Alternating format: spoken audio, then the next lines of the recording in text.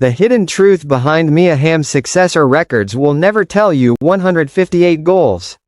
The most by any player, man or woman, in international football history. 276 appearances for the United States over 17 years. 144 assists. The most in international football, ever. 2 World Cup titles. 2 Olympic gold medals. FIFA World Player of the Year, back-to-back. At 15, the youngest player ever to wear the United States jersey. At 19, the youngest to win a World Cup. 4 NCAA championships at the University of North Carolina. Named to the FIFA 100, Pele's personal list of the greatest footballers alive. She didn't stop there. She built the Mia Hamm Foundation, funding bone marrow disease research that has saved lives that would otherwise have been lost. She placed donor registries in front of people who never knew their name on a list could be the difference between a family keeping its person, or losing them. People are alive today because of what she built off the pitch. She created scholarships and pathways for young women in sport, opening doors in communities where girls were being told, by the absence of opportunity itself, that this life was not available to them. She made it available, and then there is the generation she created without ever trying to. An entire generation of women who play professional football today, who coach it, who fund it, who fight for it, will tell you without hesitation that Mia Hamm is the reason. Not a reason, the reason, the specific human being who appeared on their television at exactly the right moment in childhood and rewired something fundamental inside them.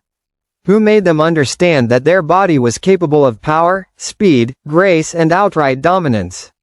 Who made them believe, before the world had caught up, that women's sport was not the lesser version. It was the real thing.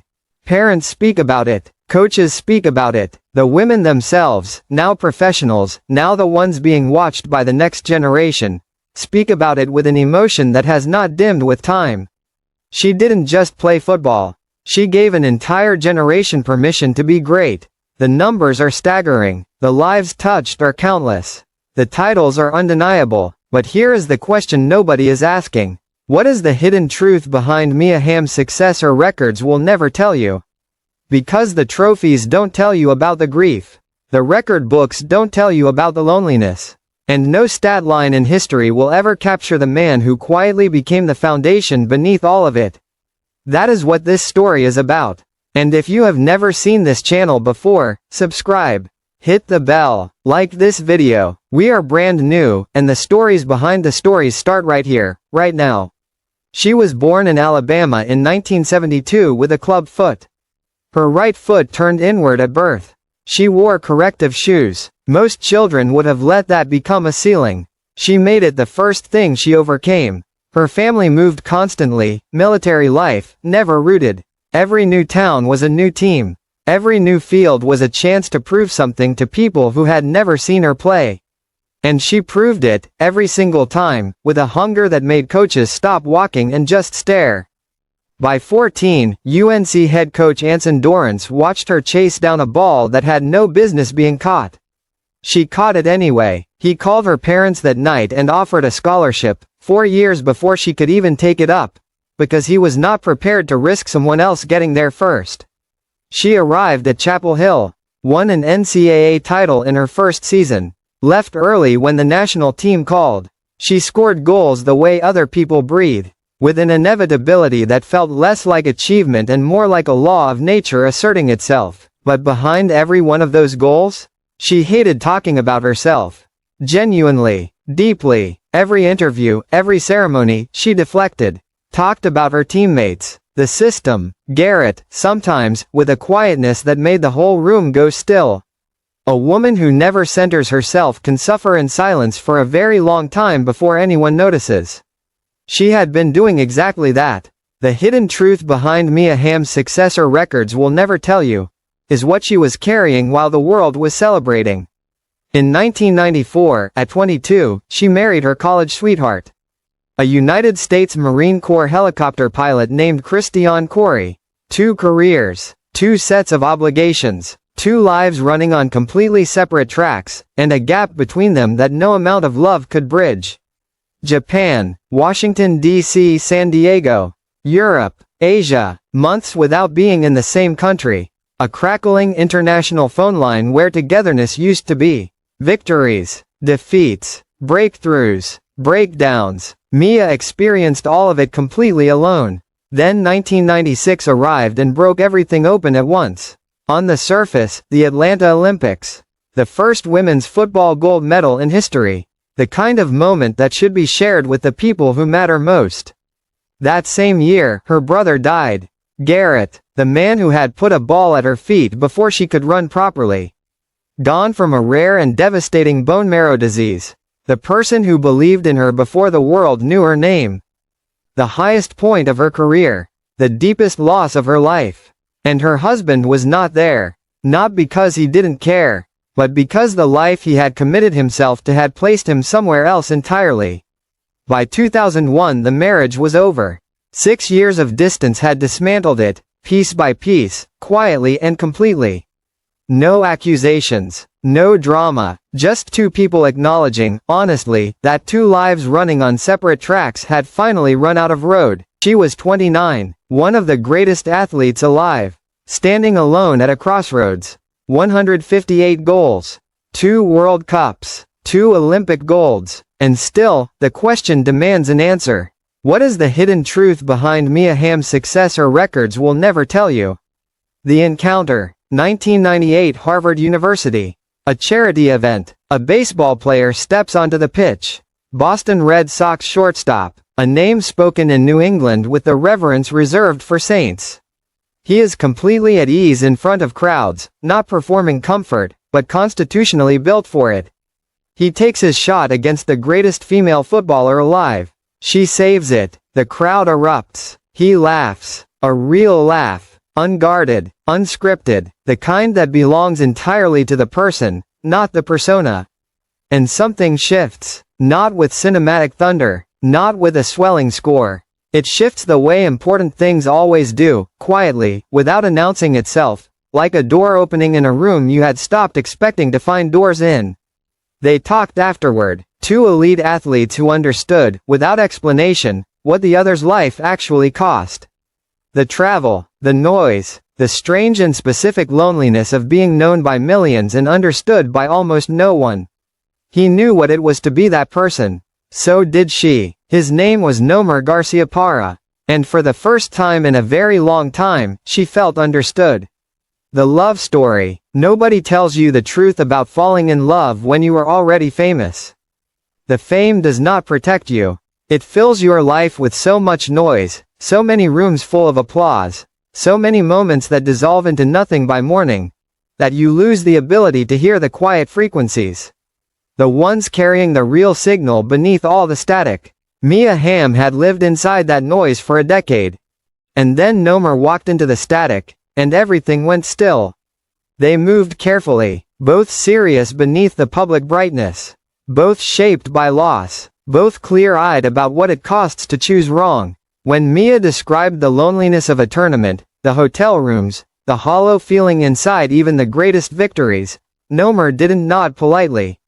He recognized it, bone deep, from the inside, because he had sat in that same silence wearing his own version of the same invisible weight.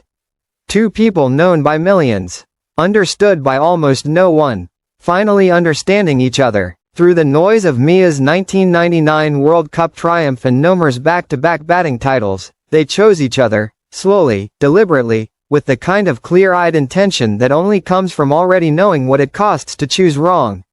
And here is where the story becomes remarkable, because unlike the first time, the careers did not pull them apart. They pulled them together. On November 22, 2003, they were married.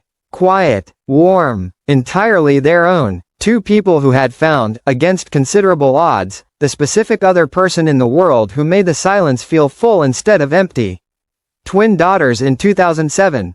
A third in 2012, named Garciaparra Hamm. Both parents held inside one name. A small, permanent declaration. And then in 2013, Nomar retired. Quietly, no fanfare, no dramatic farewell. The man whose name Fenway Park had chanted like a prayer stepped back from the spotlight without a single backward glance. and walked toward his family with the same total commitment he once brought to every at-bat. Boston's most celebrated athlete chose the private life. He chose her. He chose them. That, right there, is the hidden truth behind Mia Hamm's success her records will never tell you. The legacy. There is no trophy for what Nomar Garciaparra did. No ceremony. No record book. No Hall of Fame category for this. What he gave cannot be measured in goals or batting averages or World Series rings. What he did was simpler than all of that. And infinitely harder. He stayed. He showed up. Every morning. In the kitchen. On the school run. In the quiet, unheroic architecture of daily life that holds everything together when one person's purpose is larger than any single household can contain. When Mia was traveling, he was home. When she was needed, a foundation event, a national team appearance, a room full of young girls who needed to see her face, Nomar was behind her. Not in the passive sense. Behind her the way a foundation is behind a building. Invisible from the outside, absolutely everything on the inside. And then there is the legacy Mia herself built, with that stability beneath her feet. In 1999 she founded the Mia Hamm Foundation, named after herself, built entirely around other people.